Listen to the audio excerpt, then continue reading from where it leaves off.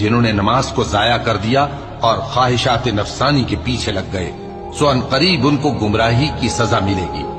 ہاں، جس نے توبہ کی اور ایمان لایا اور عمل نیک کیے تو ایسے لوگ بہشت میں داخل ہوں گے اور ان کا ذرا نقصان نہ کیا جائے گا،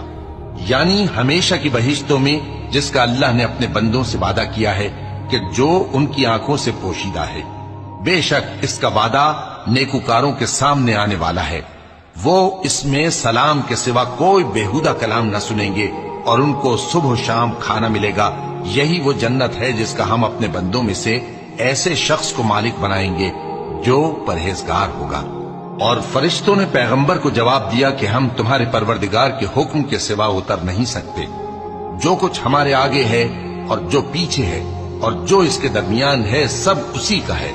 اور تمہارا پروردگار بھولنے والا نہیں، یعنی آسمان اور زمین کا اور جو